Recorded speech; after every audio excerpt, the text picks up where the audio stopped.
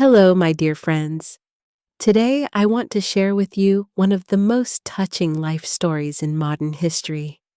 It is the story of a woman who was born into nobility, married into royalty, but became truly great not because of her crown, but because of her heart.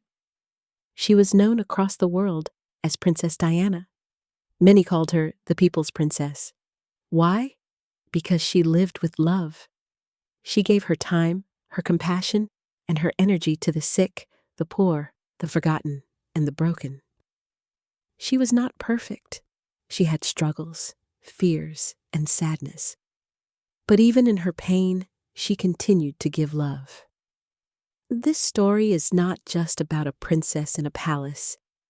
It is about a woman who showed that kindness is more powerful than fear, and that compassion can change the world. Now, let us begin the journey of Princess Diana, a story of love and compassion. Diana Frances Spencer was born on July 1st, 1961, at Park House, a country home on the Sandringham estate in Norfolk, England. Her family, the Spencers, were wealthy and had close ties to the British royal family. Her father was John Spencer, Viscount Althorp, and her mother was Frances Roche. Diana was the fourth of 5 children. She had 2 older sisters, Sarah and Jane, an older brother, John, who died shortly after birth, and a younger brother, Charles. From the outside, the Spencers seemed like a grand family with tradition and honor. But inside, Diana's childhood was full of sadness. When she was only 6 years old, her parents divorced. The breakup was bitter, and Diana felt torn between her mother and father. She later said the divorce left a deep scar in her heart. She remembered the shouting, the fights, and the loneliness afterward. She became very shy, often feeling unwanted and unseen. At school, Diana was not the best academic student. She struggled with lessons and was often described as quiet. But she was bright in other ways.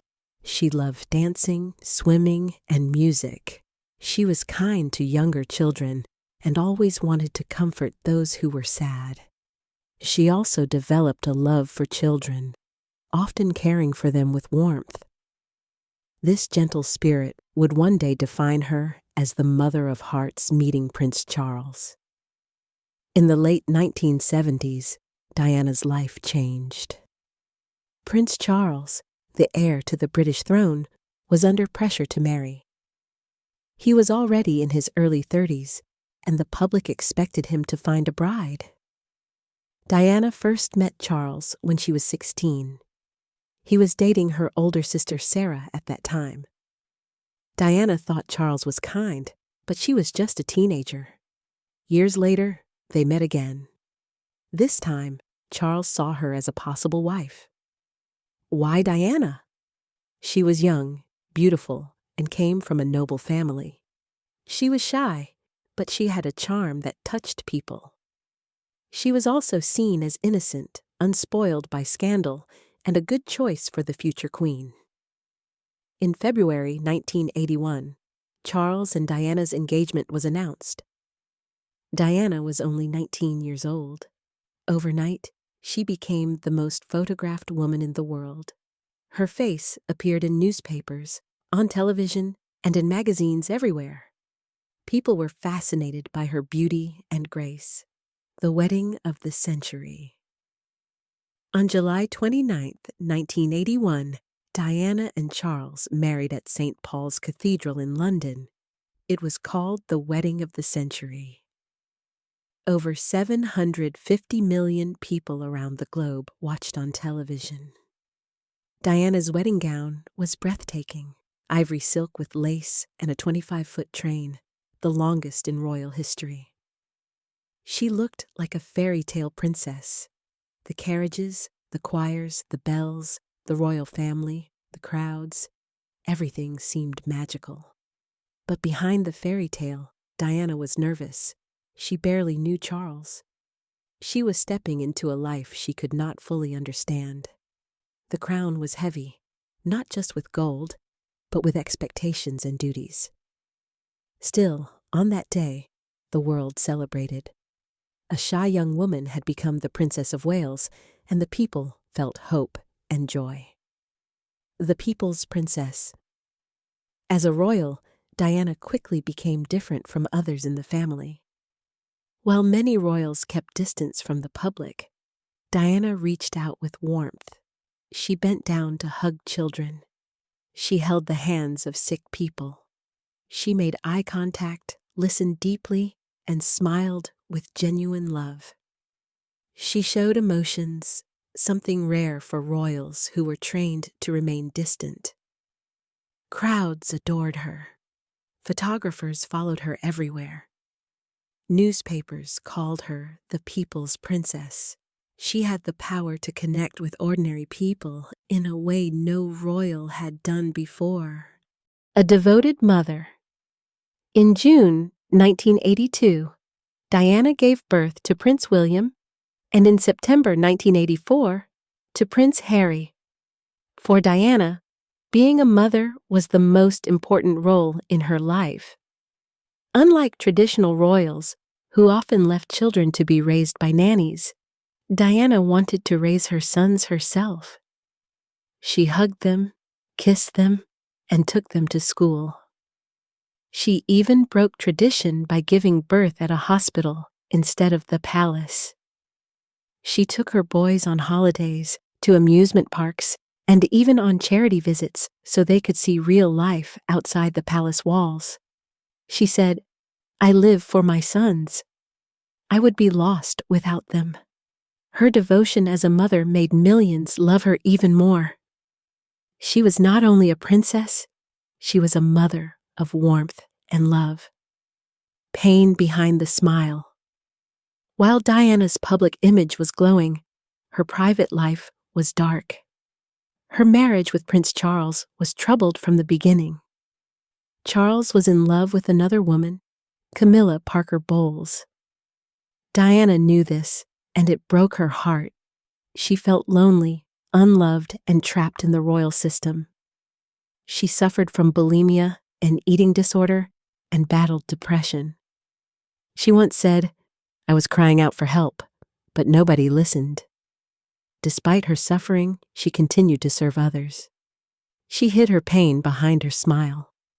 The world saw a shining princess, but inside, she was a woman longing for love and acceptance, healing the sick and forgotten. In the 1980s, AIDS was one of the most feared diseases. People thought it spread through touch, so patients were treated with fear and shame. Diana changed this. In 1987, she visited an AIDS hospital. Cameras captured her shaking hands with a patient, without gloves. This simple act broke barriers. It showed the world that compassion is stronger than stigma. It showed Diana's bravery and her ability to use her fame to spread love.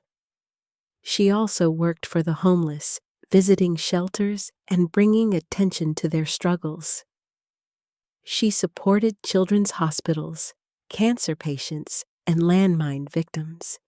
She gave her time, her touch, and her heart. Walking through minefields. One of Diana's most powerful missions was her campaign against landmines. After wars ended, landmines remained buried in the ground, waiting to explode. They killed and injured thousands of innocent people, especially children.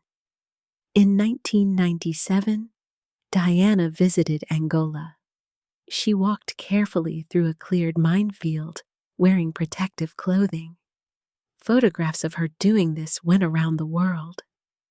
They showed her courage and her determination to fight for those who had no voice. She held children who had lost limbs, sat with mothers who lost families, and demanded change. Her work led to the international treaty banning landmines, signed shortly after her death. Separation and divorce By the early 1990s, the world knew Diana and Charles' marriage was falling apart. In 1992, they officially separated. In 1996, they divorced. The fairy tale had ended, but Diana's story was far from over. She was now free from royal restrictions and could live her life with more independence. She lost her royal title, but she did not lose the love of the people. In fact, her popularity grew even stronger. She was now seen not only as a princess, but as a woman of courage, honesty, and compassion. A global icon of love. After the divorce, Diana continued her charity work with more passion. She supported campaigns against poverty, against disease, and for children's rights. She spoke openly about mental health and her personal struggles, encouraging others to seek help. She also began to explore her personal life. She traveled, dated, and tried to find happiness. But no matter what, she always returned to her role as a humanitarian. She once said, "Nothing brings me more happiness than trying to help the most vulnerable people in society. It is a goal and an essential part of my life." A tragic night in Paris. On August 31st, 1997, Diana was in Paris with her companion. Their car was chased by paparazzi photographers. In a tunnel near the Pont de l'Alma, the car crashed. Diana was rushed to the hospital, but died from her injuries. She was only 36 years old. The news shocked the world. People cried openly in the streets. Outside Kensington Palace, mountains of flowers filled the gates. Millions felt as if they had lost a family member. Her funeral on September 6, 1997, was watched by more than 2.5 billion people. Her sons, William and Harry, walked bravely behind her coffin. Elton John sang "Candle in the Wind" in her honor.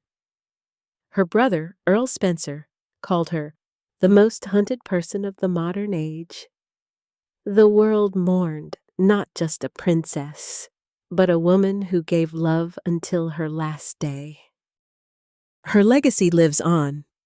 Though her life ended too soon, Diana's legacy continues. She showed that compassion can change society. She taught us that one person can break fear with love. Her sons carry her mission forward. Prince William and Prince Harry both support charities for mental health, children, and the vulnerable. They often speak of their mother's love and how it still guides them. Diana's name remains alive in schools, hospitals, and charities named after her. People across the world still remember her smile, her touch, and her compassion. My dear friends, the story of Princess Diana teaches us something simple, yet powerful. Life is not about what we receive. It is about what we give. Diana gave love to the unloved, dignity to the forgotten, and hope to the broken. She showed that kindness never dies. Princess Diana's life was short, but her light is eternal. She remains a symbol of love and compassion.